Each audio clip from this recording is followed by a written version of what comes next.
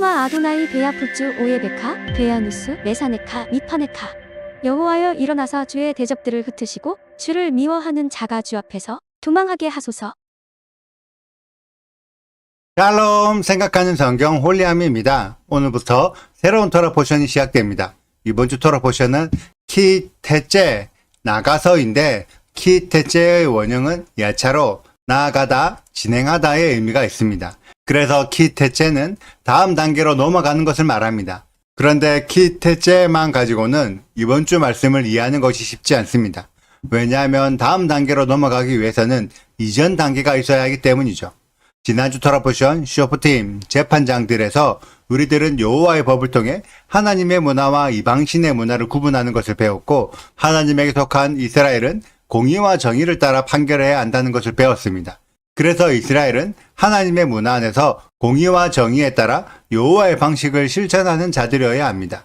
비록 가나안 땅에서 이스라엘 백성들과 함께 살더라도 여호와의 방식을 따르지 않고 이방신의 문화를 따라 살면 세상에 속한 가나안 사람이 되는 거죠. 그래서 이번 주 토라포션 키테체는 하나님의 문화와 이방신의 문화, 여호와의 방식과 세상의 방식을 구별하고 판단하는 단계를 넘어서 진짜 이스라엘 사람으로 사는 것이 무엇인지에 대해 더욱 구체적으로 배우는 내용입니다.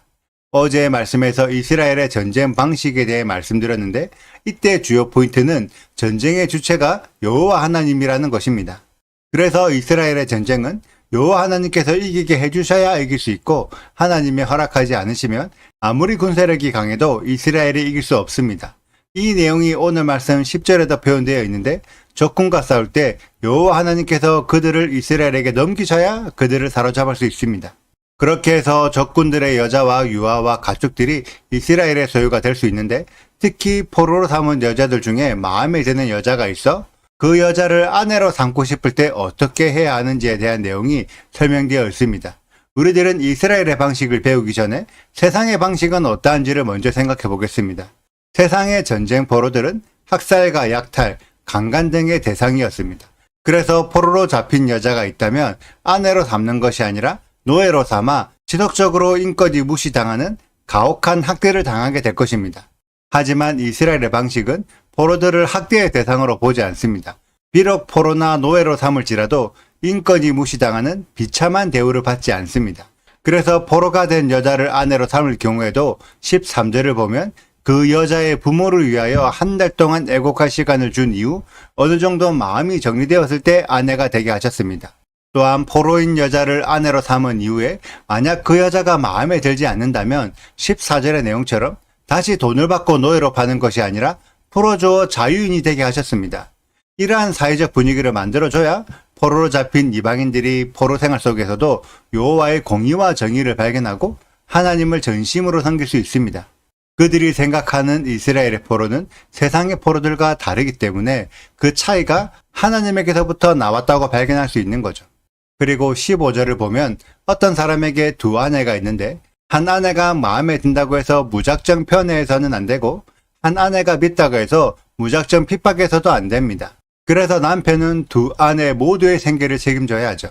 그리고 그 아내들이 낳은 자식들도 공정한 기준으로 그들의 권한을 인정해 주어 혹여나 미운 아내의 아들이 장자라 할지라도 장자의 권한을 함부로 옮겨서는 안 됩니다.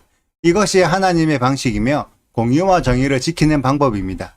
그리고 18절에 부모와 자녀와의 관계에 있어서도 공의와 정의의 질서가 있어야지 내 자식이라고 해서 무조건 두둔해서는 안 됩니다.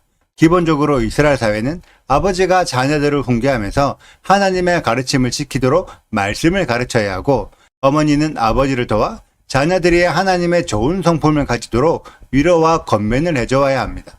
그런데 오늘 말씀에서 아들이 완악하고 패역하다는 것은 성격이 고약하다는 의미도 있지만 하나님의 가르침을 받아들이지 않아서 하나님의 성품이 열매 맺지 못한 상태이기도 합니다. 그래서 이 경우에는 단순히 부모에게 불효를 저질렀을 뿐 아니라 하나님을 거부했기 때문에 그에 상응하는 처벌을 받는 것입니다.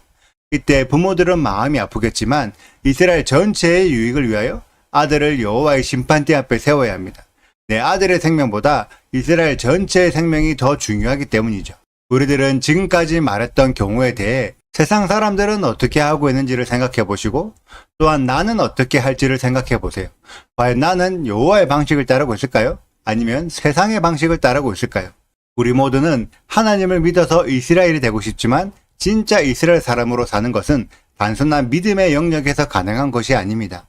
실제의 삶에서 내가 어떤 선택을 하고 어떤 행동을 하느냐에 따라 이스라엘이 될 수도 있지만 가나안 사람이 될 수도 있는 거죠. 진짜 이스라엘에 속한 사람이 되기 위해 우리의 실제의 삶에서 여호와의 방식을 훈련하는 우리 홀리아미 가족들이 되시기를 축복합니다. 오늘의 영상은 여기까지입니다. 오늘의 말씀 읽으시고 질문 있으시다면 언제든지 댓글로 남겨주세요. 오늘도 감사합니다. 샬롬! 내가 나가서 적군과 싸울 때에 내 하나님 여호와께서 그들을 내 손에 넘기심으로 내가 그들을 사로잡은 후에 내가 만일 그 포로 중에 아리따운 여자를 보고 그에게 연연하여 아내를 삼고자 하거든 그를 내 집으로 데려갈 것이요 그는 그 머리를 밀고 손톱을 베고 또 포로의 의복을 벗고 내 집에 살며 그 부모를 위하여 한 달 동안 애곡한 후에 내가 그에게로 들어가서 그의 남편이 되고 그는 내 아내가 될 것이요 그 후에 내가 그를 기뻐하지 아니하거든 그의 마음대로 가게 하고 결코 돈을 받고 팔지 말지라 내가 그를 욕보였은즉 종으로 여기지 말지니라.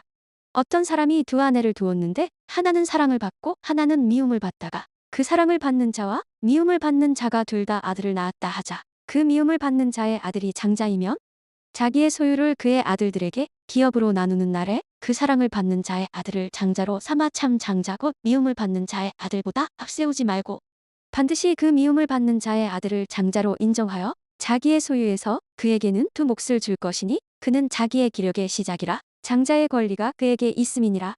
사람에게 완악하고 패역한 아들이 있어 그의 아버지의 말이나 그 어머니의 말을 순종하지 아니하고 부모가 징계하여도 순종하지 아니하거든 그의 부모가 그를 끌고 성문에 이르러 그 성읍 장로들에게 나아가서 그 성읍 장로들에게 말하기를 우리의 이 자식은 완악하고 패역하여 우리 말을 듣지 아니하고 방탕하며 술에 잠긴 자라 하면 그 성읍의 모든 사람들이 그를 돌로 쳐 죽일지니 이같이 내가 너희 중에서 악을 제하라 그리하면 온 이스라엘이 듣고 두려워하리라. 구독과 좋아요를 눌러주세요. 그리고 알림 설정도 해주시고요. 그리고 하트도 꼭 눌러주세요. 슈바 아도나이 리베보트 알레페 이스라엘 여호와여 이스라엘 천만인에게로 돌아오소서.